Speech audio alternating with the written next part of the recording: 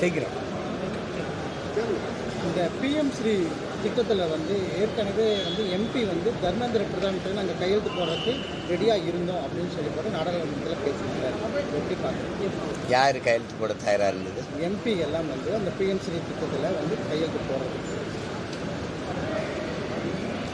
அது இந்த புதிய கல்விக் கொள்கையில் தான் வருது. அது இல்லந்தேடி கல்வி, இந்த பிஎம், அந்த ஸ்ரீ பிஎம் இதெல்லாம் அதில் தான் வருது.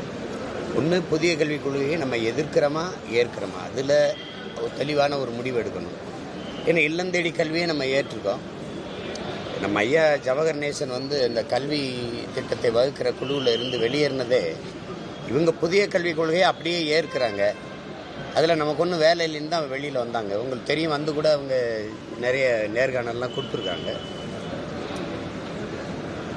கல்வி ஆய்வாளர்கள், மிகப்பெரிய வல்லுநர்கள், அறிஞர்கள் எல்லாமே சொல்கிறது என்னென்னா, இது நம் குழந்தைகளுக்கு எழுதி வைக்கிற மரண சாசனம் தான் சொல்கிறாங்க. இப்போ கல்விங்கிறது சுகமாக இருக்கணுமே ஒழிய சுமையாக இருக்கக்கூடாது. எந்த நாட்டிலும் இல்லாத ஒரு பெரிய சுமை என் நாட்டில், நான் பிறந்த நாட்டில், இந்த நாட்டில் மட்டும்தான் நான் விரும்பிய கல்வியை கற்கிறது அவ்வளோ பெரிய தடையர். ஒரு மருத்துவம் படிக்கிறதோ அல்லது எதுவுமே, இப்போ மருத்துவத்திலே முதுகலை படிக்க மறுபடியும் ஒரு நீட் எழுத வேண்டியது, பிஜி படிக்க மறுபடியும் ஒரு நீட். அப்போ இந்த தேர்வு தான் ஒரு சிறந்த மாணவனை தேர்வு செய்யுங்கிற முறை எப்படி மதிப்பெண்ணை வைத்து மனித அறிவை மதிப்பிடுவது சரியாக இருக்குதான்னு முதல்ல பாரு. எல்லாவற்றுக்கும் தேர்வு வைக்கிறவங்க, நாட்டையே இவ்வளவு எல்லாவற்றையும் நிர்வகிக்கிற தலைவர்கள் என்ன தேர்வு எழுதுறாங்க? எந்த தகுதியும் இல்லாத ஒருவர் இந்த நாட்டை ஆளுகிற தகுதியை பெற்ற முடியும். ஆனால் ஒரு வழக்கறிஞர் நீதிபதியாக தேர்வு எழுதணும், ஒரு காவல்துறை அதிகாரியாகவோ அல்லது மாவட்ட ஆட்சி பணிக்கோ இந்திய குடிமை பணிக்கு வரவோ தேர்வு எழுதணும். எல்லாவற்றுக்கும் தேர்வு தேர்வு தேர்வு.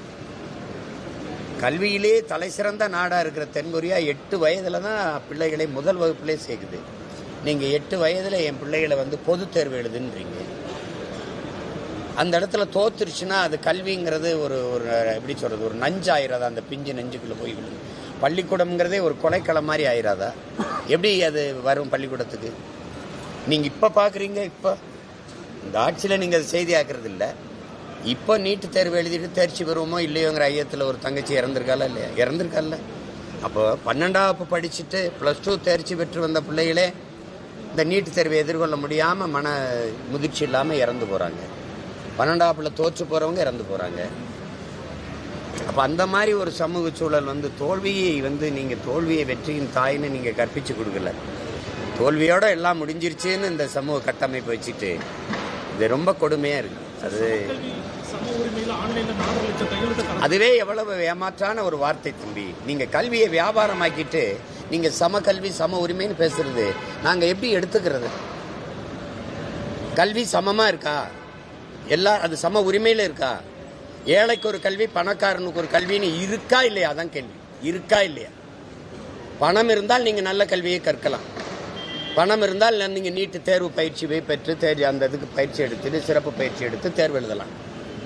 பணம் இல்லைன்னா எத்தனை பிள்ளைகள் படிக்க வசதி இல்லாமல் இடைநிறுத்தம் செஞ்சுட்டு போகிறாங்கங்கிற ஆய்வு உங்ககிட்ட இருக்கா? அந்த கணக்கு இருக்கா? சொல்லுங்கள். நீங்கள் முதல் தர ஆசிரியர்களை எங்கே பணி நியமனம் செய்கிறீங்க? 2ஆம் தர ஆசிரியர் A grade C grade B கிரேடுங்கிறீங்களா? அதில் அந்த ஆசிரியர்களை எங்கே பணி நியமனம் செய்கிறீங்க? நகர்ப்புறங்களில் இருக்கிற கல்வி கட்டமைப்பு சிற்றூர்களில் இருக்கா தம்பி? இருக்கா? இங்கே கழிவறை இருக்குது, விளையாட்டு திடல் இருக்குது, கணிப்பொறி இருக்குது. அதெல்லாம் எங்கள் கிராமத்தில் இருக்கா? சொல்லுங்கள். நான் பிறந்த ஊரில் இருந்த பள்ளிக்கூடத்தை அது இடிஞ்சு வச்சு வாக்கு செலுத்த மட்டும்தான் வச்சுருந்தோம். நான் இடிச்சுட்டு கட்டப்போறேன்னா அரசு இப்போ தலையிட்டு அது கட்டுது. ஏன்னா என் சொந்த ஊர்னால அதை திருப்பி பேசுவாங்கிறதுனால கட்டுது. அப்படி எல்லா ஊர்லேயும் ஒரு சீமான் இருக்கணுமா? இருந்தால் தான் கட்டுவீங்களா? அப்போ நீங்கள் சம கல்விங்கிறது இருக்கா? நான் திரும்ப சொல்கிறேன். எங்கள் அம்மா 100 நாள் வேலைக்கு போகிறான், என் தங்கச்சி போகிறா, எங்கள் அக்கா போகிறா. அவள் உப்புக்கு, ஊறுகாய்க்கு, பாலுக்கு, தயிருக்கு, அரிசிக்கு, பருப்புக்கு, எண்ணெய்க்கு என்ன சரக்கு மற்றும் சேவை வரி கட்டுறாலோ அதை தான் இந்த நாட்டில் அதானி அம்பானி மனைவிகளும் கட்டுறாங்க, அவங்க குடும்பத்திலும் கட்டுறாங்க. வரி இந்த நாட்டில் ஒன்றா இருக்குது, வாழ்க்கை தரம் ஒன்றா இருக்கா? இங்கே எங்கே சம உரிமை சம கல்வி எங்கே இருக்குது? சம கல்வி சம உரிமை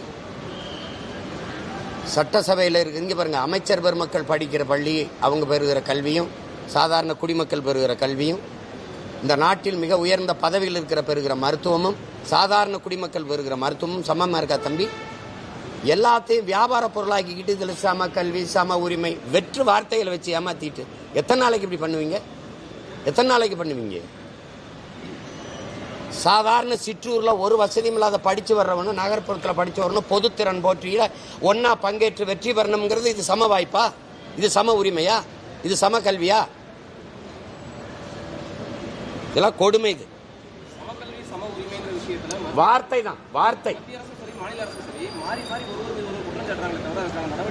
இவங்களே சமச்சீர் பாடத்திட்டம்னு கொண்டு வந்தாங்க. அது சமச்சீர் பாடத்திட்டம், சமச்சீர் கல்வியா? பாடம் என் கையில், என் சிற்றூர்ல நான் ஒரு ஆரம்ப பள்ளிக்கூடத்தில் வச்சிருக்கிற பாட புத்தகமும் நகரத்தில் வச்சிருக்க ஒரு மாணவனுடைய நகர்ப்புறத்தில் சென்னை தலைநகரில் கோவை மாதிரி முதன்மையான நகரங்களில் ஒரு மாணவன் வச்சிருக்கிற புத்தகமும் ஒன்று, பாடத்திட்டம் ஒன்று. கல்வி சமச்சீரா இருக்கா? சமமா இருக்கா? சொல்லுங்க தம்பி, சமமா இருக்கா? இங்க படிக்கிறவனு குளிரூட்டப்பட்ட அறை, இவன் உட்கார்ந்து படிக்க நாற்காலி, இவனுக்கு என்ன இவனுக்கு இருக்க கழிவறை வசதி இருக்கு, விளையாட்டு திடல் இருக்குது. இவனுக்கு இருக்கிற வசதி அங்க இருக்கா? சிற்றூர்ல இருக்கா? கோயம்புத்தூர்ல இருக்கிறது அங்க ஊர்ல ஒரு கவுண்டம்பாளையத்தில் அங்க இருக்குமா? ஒரு ஊர்ல இருக்குமா? சொல்லுங்க. ஒரு சிற்றூர்ல ஈரோட்டில் ஏதோ ஒரு கிராமத்தில் இருக்குமா தம்பி? அப்புறம் சமச்சீர் பாடத்திட்டம், சமச்சீர் கல்வி முறையா? நீங்க சிற்றூர்கள்ல எல்லாம் மூன்றாம் தர ஆசிரியர்களை தான் பணி நியமனம் செய்றீங்க.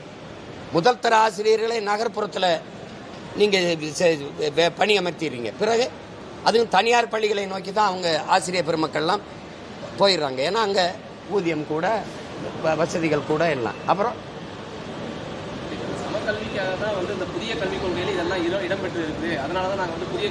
இந்த கல்வி முறையில் அதிகபட்ச கனவு ஆஸ்திரேலியா, அமெரிக்கா, என்ன சொல்றது, ரஷ்யா, ஜெர்மன், பிரான்ஸ், ஐரோப்பிய நாடுகள் போய் பணி செய்யறதா? வேற ஏதாவது இருக்கா? இந்த நாட்டின் கல்வியில் ஒரு மாணவனுடைய கனவு, என்னுடைய வகுப்பறையில் இருக்கிற ஒரு மாணவனுடைய கனவு, அமெரிக்க கனவு, ஆஸ்திரேலிய கனவு, பிரான்ஸ், ஜெர்மனி, சுவிட்சர்லாந்து கனவு, ஜப்பான் கனவு, ரஷ்ய கனவு இருக்கே ஒழிய இந்த நாட்டில் இருந்து இந்த பணியை செய்யணும்னு எந்த என்னுடைய பிள்ளைகளுக்கு, எந்த பிள்ளைக்கு கனவு? ஆனால் உலகத்தில் இது எந்த நாட்டு மாணவனுக்கு இந்திய கனவை நீங்க ஏற்படுத்தியிருக்கீங்க? நான் கேட்கறதுக்கு பதில் சொல்லணும். ரஷ்யாவில் பயிலுகிற ரஷ்ய மாணவன் ஒருவனுக்கு இந்திய நாட்டு கனவு இருக்கா? அமெரிக்காவில் இந்த நாட்டில் படிக்கிற எல்லாருக்குமே அயல்நாட்டு கனவு தான். அதுதான் கல்வியின் இலக்கு. இது சமச்சீர், சம உரிமை. சொல்லுங்க. அறிவார்ந்த நீங்க மருத்துவர், அறிவார்ந்த பொறியாளர் எல்லாரையும் தயாரிச்சு வேற நாட்டில் இறக்கி விட்டுறீங்க. இந்த நாடு சிறந்த மருத்துவம் அமெரிக்காவில் போய் பார்க்கணும், சிறந்த மருத்துவம் லண்டனுக்கு போகணும். முதலமைச்சருக்கு முடியலையா, இல்லை பிரதமருக்கு முடியலையா, அமெரிக்கா போய் வைத்தியம் பார்த்து வரணும். சொல்லுங்க, நீங்க சொல்லுங்க. தம்பி, விளையாட்டு வீரர் யுவராஜுக்கு புற்றுநோய், அன்னை இந்திரா காந்தி அம்மையாருக்கு புற்றுநோய், வெளிநாட்டில் மருத்துவம் பார்த்து வந்துட்டீங்க. எங்க அம்மாவுக்கு புற்றுநோய், நான் எங்க போய் பார்க்கறது? கேள்விக்கு பதில் இருக்கா? இப்ப நீங்க இங்க இருக்கிற முதல்வர் இவங்கள பெருமக்களுக்கெல்லாம் உடல்நிலை சரியில்லை, சிங்கப்பூருக்கு போயிடுறாங்க. இங்க அப்போலோவில் வச்சு பார்த்தாலும் சிங்கப்பூர்ல இருந்து மருத்துவர் வராங்க. சிங்கப்பூருக்கு பயணம் பண்ணி போக முடியல, அதனால இங்க மருத்துவர் இங்க வந்துடுறார் பயணம் பண்ணி. எங்க தாய் தந்தை இருக்கு, எங்க ஊர்ல இருக்கு, எங்க ஆத்தால பையன் தாத்தம்பாட்டிக்கு முடியல, என்ன பண்ணலாம்? வசதி இருக்கிறவன் உயர்ந்த அப்பலோ, காவேரி, ராமச்சந்திரா மருத்துவமனையில் படுத்து மருத்துவம் பார்த்துக்கிற முடியும். வசதி இல்லாமல் பாடையை கட்டி நேரம் சுடுகாட்டில் போய் படுக்க முடியும். வேற ஏதாவது வாய்ப்பு இருக்கா?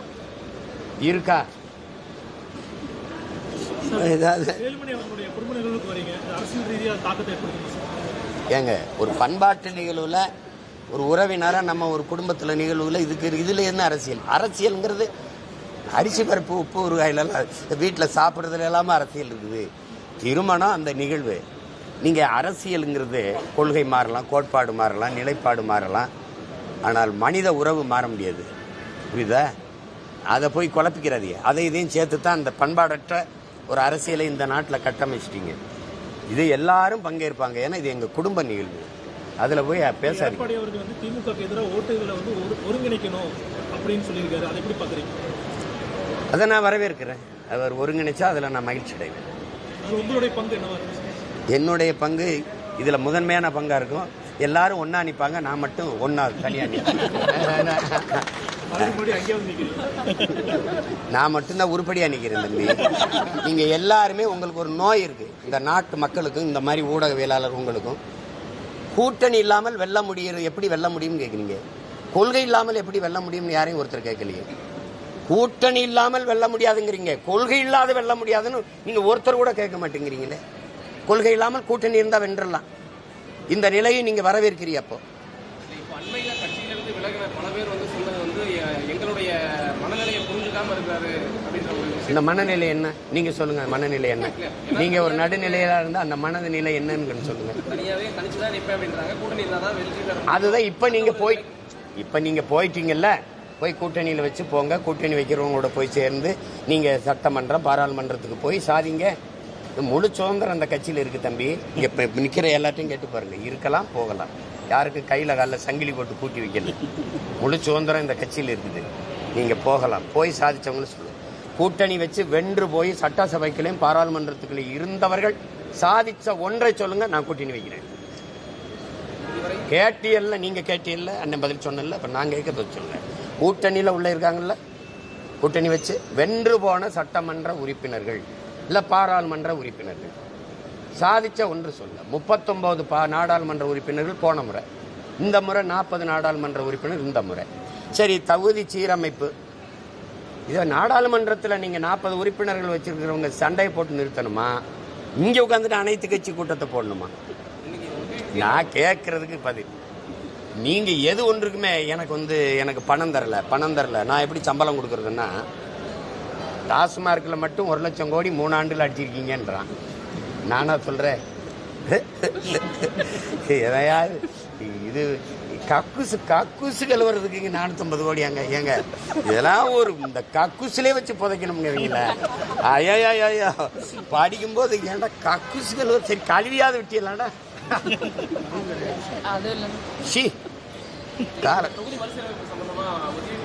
இல்ல தொகுதி சீரமைப்பை நாங்க கேட்கறது எங்களுக்கு அவங்களுக்கு நிலைப்பாடு வேறு. தொகுதி சீரமைப்பு 2023லயே நான் அதை ஏற்று பேசினேன். தொடக்கும் போதே. இப்போ இவங்க தேர்தலுக்காக பேசுறாங்க. அனைத்து கட்சி கூட்டம் போட்டு பேச வேண்டிய 1000 பிரச்சனை இருக்கு. தினம் என் மீனவன் கைது பண்ணப்படுறான், அதான் இங்க பேசல. நாடாளுமன்றத்துக்கு 40 அதிகபட்சமா எல்லா உறுப்பினரும் எங்க இருக்காங்க? திமுக. அங்கதானே பேசணும். அங்க தர்க்கம் பண்ணணும், வார்த்தை எடுத்து வச்சு அதை தகர்க்கணும், அதை தடுக்கணும். அதுக்காக தான் நீங்க தேர்வு செய்யப்பட்டு போயிருக்கீங்க.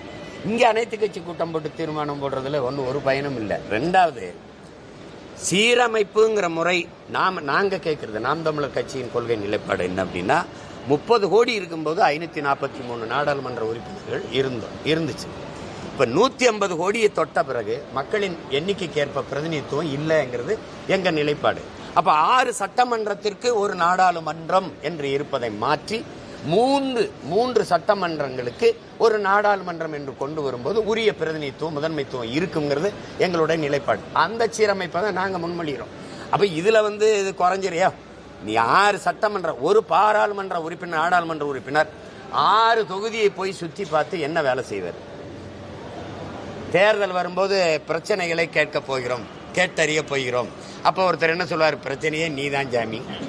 5 வருஷம் கழிச்சு இப்போ என்ன பிரச்சனைன்னு இப்பதான் கேட்கிறாரு.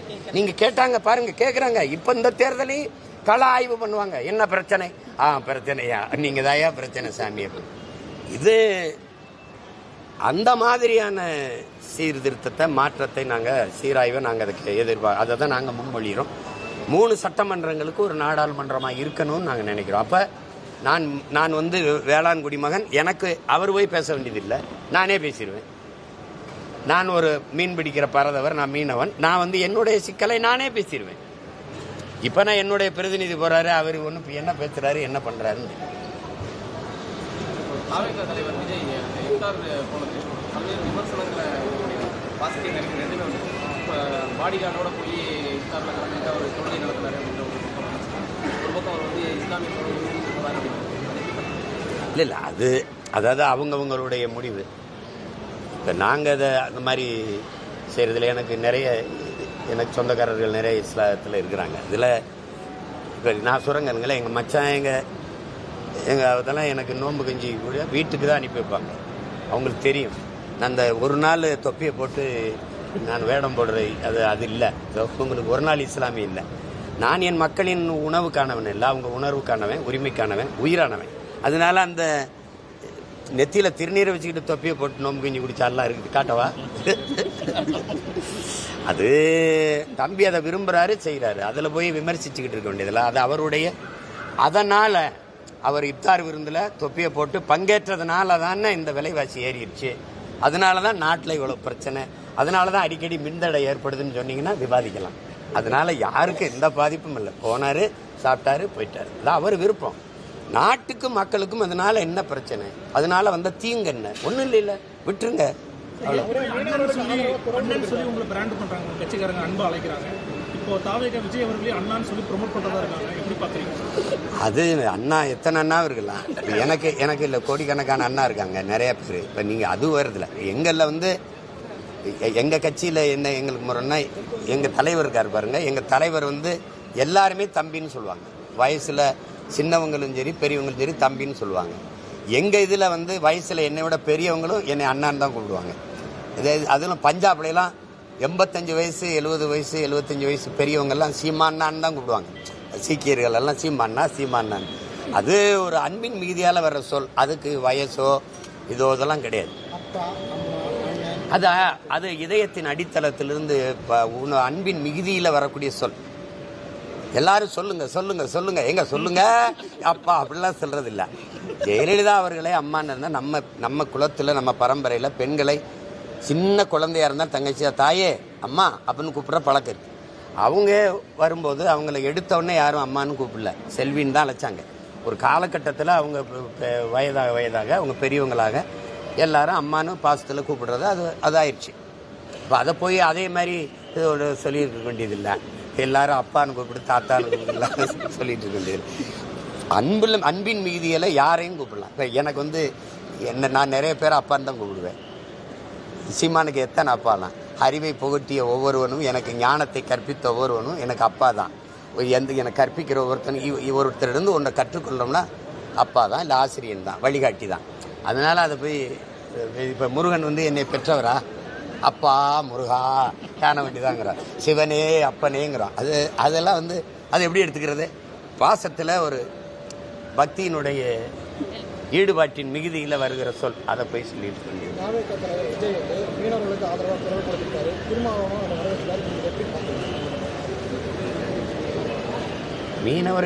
மீனவர்களுக்கு ஆதரவாக குரல் கொடுக்கறத யார் வேணான்னு சொல்லுவா?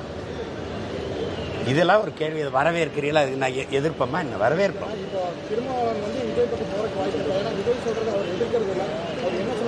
இல்லை நீங்கள் இன்னொரு கட்சி தலைமை என்ன முடிவெடுக்குங்கிறத என்கிட்ட கேட்கறது அது அவசியமற்றது. எங்கள் அண்ணன் இங்கே போவாரா இல்லை திமுக கூட இருப்பாரான்னு எங்கள் அண்ணன் திருமாவளவன் தான் கேட்கணும். என் தம்பி இப்போ பேசுறதுல நாங்கள் நீண்ட காலமாக மீனவ சொந்தங்களுக்காக போராடுறோம். அதுக்காக 6 மாதம் நான் சிறையிலே இருந்தேன், உங்களுக்கு தெரியும். இப்போ தொடர்ச்சியாக இன்னைக்கு வரைக்கும் கைது. இன்று ராமேஸ்வரத்தில் மீனவர்கள் போராட்டம். நாங்கள் 22ஆம் தேதி பெரிய கண்டன ஆர்ப்பாட்டத்தை வச்சுருக்கோம். தொடர் கைதை நீங்கள் வந்து தடுக்கணும் அப்படின்ட்டு. அதுக்கு ஆதரவாக ஒரு கூடுதலாக ஒரு வலிமையான குரல் வரும்போது வரவேற்க தான் செய்யணும். அதை போய் அதை ஏற்காமல் எப்படி எதிர்க்க முடியும்? இரண்டு கட்சிகள் தான் வந்து தொடர்ந்து 50 ஆண்டு காலமாக ஆட்சியில் இருந்துருக்காங்க. இருந்தபோது மீனவர்களுக்கு ஒரு தீர்வு கிடைக்கிறது என்ன காரணம்? மீனவர்கள் ஒதுக்க இந்த 2 கட்சிகள் இருக்கிற வரை அது தீர்வு காணப்படாது. மேலே இந்த காங்கிரஸ் பாரதிய ஜனதாவுக்கு வந்து தமிழ்நாட்டு மக்களினுடைய என்ன சொல்கிறது, உணர்வு, உரிமை, உயிர், இதை பற்றி கவலை இல்லை. அவங்களுடைய வாக்கு, வரி, இந்த நிலத்தின் வளம், இது 3 தான் இந்த பாரதிய ஜனதா காங்கிரஸின் குறி. இங்கே இருக்கிறவங்களுக்கு எப்படியாவது ஏமாற்றி இந்த மக்களை இலவச வெற்று அறிவிப்புகள் இந்த இதில் அறிவிச்சுட்டு இந்த வாக்கு காசு கொடுத்து வாங்கி இந்த அதிகாரத்தில் தொடர்ந்து நீடிக்கணுங்கிறத தவிர இந்த மக்களினுடைய வாழ்வு, நலம், அவர்களுடைய எதிர்காலம், பாதுகாப்பு, அதை பற்றி கவலையே கிடையாது. 40 உறுப்பினர்களை வச்சிருக்கிறவங்க இந்த மீனவர் தொடர் கைதை கண்டித்து பேசுனது என்ன? எதை வச்சுட்டு இந்த மக்கள் எதை வச்சு வாக்கு செலுத்துறாங்க? தொடர்ந்து துன்பத்தை தருகிறவனுக்கு, நம்மளுக்கு அநீதி இழைக்கிற அந்த அதிகாரங்களுக்கே எப்படி நம்ம வலிமையை கொடுக்க முடியும்? திருப்பி வாக்கு செலுத்தி எப்படி அதிகாரத்தில் உட்கார வைக்க முடியும்? சொல்லுங்க. இது ஒரு தொடர் கதையா இருக்குது. அதுக்கு ஒரு முற்று வைக்கணும். எல்லை தாண்டி வர்றாங்கிறத மட்டுமே காரணம் சொல்லுது இலங்கை அரசு. கேரள மீனவர்கள் எல்லை தாண்டி வருகிறார்களான்னு கேட்டால் அதுக்கு யாரும் பதில் சொல்ல மாட்டேங்கிறீங்க. எல்லை தாண்டி போகிறாங்களா இல்லையா? ஏன் அவனை கைது பண்ணுறதில்ல? இந்த கேள்விக்கு யார்கிட்ட பதில் இருக்கு? இந்த பகுதியில் இந்திய மீனவர்கள் சொல்லியிருக்காங்க. அப்போ நான் என்ன மீனுவேன்? தமிழக மீனவர்கள் தான் இப்போ வரைக்கும். பார்த்தீங்களா? இப்போ தெரியுதா? இப்போ என் அரசியலுக்கு வந்துட்டிய. நீயே என்னை ஒத்துக்கல இந்தியன்ட்டு. நீ பேச்சுக்கு சும்மா திராவிடம்பா. திராவிடர் யார் யாரு? ஆந்திராவில் வாழுகிறவர், கர்நாடகாவில் வாழுகிறவர், கேரளா வாழுகிறவர்லாம் ஆந்திரர்னா, தெலுங்கு திராவிடர்னா. திராவிட சகோதரனை தொடர்ச்சியாக சிங்களம் கைது செய்கிறானே, இந்த திராவிட இனத்தை கொன்று குவிச்சானே, அப்போல்லாம் நீங்கள் குரல் எழுப்பவே இல்லையே. குஜராத்தில் ஒரு மீனவனை பாகிஸ்தான் கடற்படை ராணுவம் கைது செஞ்சிருச்சுன்னு இந்திய கடற்படை ராணுவம் விரட்டி போய் தடுத்து மீட்டு கொண்டு வருது. அப்படி ஒரு செயல் இந்த கடலுக்குள்ள எங்கள் மீனவர்கள் கைது செய்யப்படும் போது நடந்திருக்கா? அதே கடற்படை ராணுவம் நிற்குது இல்லை. ஏன்னா சாபவன் தமிழன்னா சகித்து கொள்ளலாம்ங்கிறது இவங்க நிலைமை. ஏன்னா அவனுக்கென்று இங்கே தலைவன் இல்லை. அவனுக்கு ஒன்றுனா துடிக்கிறதுக்கு இங்கே ஒரு அவன் சொந்த ரத்தம் இல்லை. அதனால இங்கே வர பிரச்சனை. புதிய கட்டமைப்பின்படி நியமிக்கப்பட்டுள்ள நிர்வாகிகள் கலந்தாய்வு, பழைய கட்டமைப்பு புதிய கட்டமைப்பு, அது கலந்தாய்வுங்கிறது தேர்தல் நெருங்குது இல்லையா? அதை எப்படிலாம் நம்ம எதிர்கொள்ளணும். புதிய கட்டமைப்பின்படி நியமனம் செய்யப்பட்ட எங்களுக்கு எங்களுடைய பலம் எது பலகீனம் எதுன்னு எங்களுக்கு தெரியுது. எங்களுக்கு இப்போ நீங்கள் இதில் கேட்குறீங்க, இது எல்லாத்தையும் போடுவீங்களான்னு தெரியாது. அது தேர்தல் நேரத்தில் நான் போட்டியிடுறதே நாங்கள் போட்டியிடுறதை சொல்ல மாட்டீங்க. ரெண்டாவது மற்றும் பலரில் தான் நாங்கள் ரொம்ப நாளாக இருக்கிறோம், இன்னும் இருக்கோம். நாங்கள் ஒரு ஜூனியர் ஆர்டிஸ்ட் தான். அப்போ அந்த நிலையில் எங்களுக்கு ஊடக ஆதரவு இல்லை. அப்போ நாங்களே ஊடகமாக மாறணும். ஒன்று, எங்களுக்கு பணம் இல்லை, பொருளாதாரம் இல்லை. நீங்கள் ஓட்டுக்கு 1000 2000 நீங்கள் இந்த தேர்தல் வரும்போது குடும்ப தலைவிக்கு 1000 கொடுத்து வாக்க வாங்கினீங்க, இப்போ 2000 கொடுப்பீங்கன்னு சொல்லுவீங்க. இப்படி பல இதுகளை நீங்கள் செய்வீங்க. எங்ககிட்ட அது இல்லை. அப்போ இந்த மிக்சி தாரம், கிரைண்டர் தாரம், மூக்குத்தி தாரம், கொலுசு தாரம், தோடு தொங்கட்டான் தாரம் அப்படிலாம் சொல்லி எங்களால் வாக்கு சேகரிக்க முடியாது. ஆனால் இந்த அநீதியை வீழ்த்த ஒன்று தான் செய்ய முடியும், படை வலிமையால் முடியும். அப்போ படையை பெருக்கு, தடையை நொறுக்கு, இனத்தின் விடுதலையே இறுதி இலக்கு, எளிய சுமை இனிய பயணம், வேலையை சிறிதாக்கு, வெற்றியை எளிதாக்கு. இது எங்கள் கோட்பாடு. அப்போ பிரித்து வேலைகளை சிறிதாக்கி கொண்டு எப்படி இந்த தேர்தலை எதிர்கொள்கிறது? நாங்கள் வளர்கிறோம்னே சொல்ல முடியாதுல்ல. நான் வளர்கிறேன் மம்மின்னு கம்ப்ளைண்ட் பாய் மாதிரி சொல்ல முடியாது. வளர்ந்து விட்டேன் அப்படின்னு சொல்லணும். அதுக்கு தான் இந்த தேர்தலில் சுற்றிக்கிட்டே இருக்கேன் பாருங்க. இது 2026 மே தேர்தல் முடிஞ்சு வாக்கு என்ற வரை ஓடிக்கிட்டே தான் இருப்பேன். வேற எதாவது அவ்வளோதானே. மிக்க நன்றி, வணக்கம்.